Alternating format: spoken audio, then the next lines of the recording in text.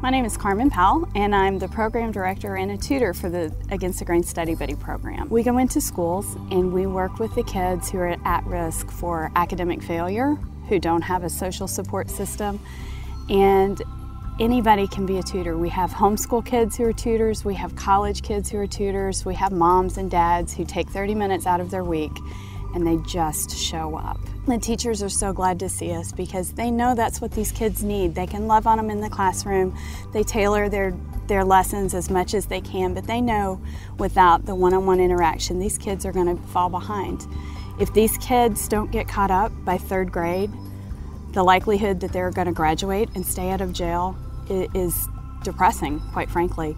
This year was my 2nd year to do the Study Buddy program, and I went back with my same student. And I remember just last week when I went in to see her, she came over to the door and she couldn't stop saying, "You came back, you came back."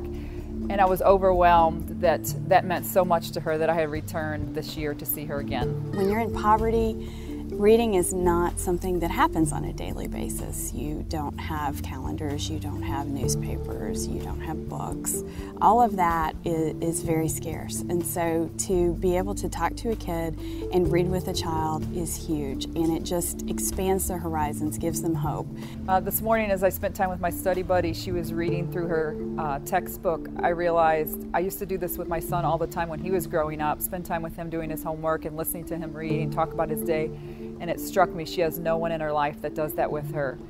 And I thought, wow, I only come here 30 minutes a week and spend that with her, and that seems like nothing to me, but it's so important to her and it matters so much to her that I'm there. We meet with our Study Buddy students for 30 minutes every week. We sit down, we talk to these kids, we look them in the eye, we ask them, "How are you? I'm so glad to see you. Do you know you can change the world?" Because that's the truth, they can.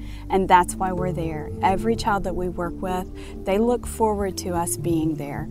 They begin to see a hope and a future that they can't imagine. Poverty is an environment that's defined by fear and by scarcity. And when you live in a polarized environment, you stop thinking, you start reacting. And if you talk to the students in our jail classes, most of them got busted when they made a decision that was based on emotion and impulsive. And all we do with these kids is we sit down and we help them learn how to learn. We help them understand that they have the ability and they're intelligent and they can do anything they want them to do. All you have to do is show up. It could change their whole life.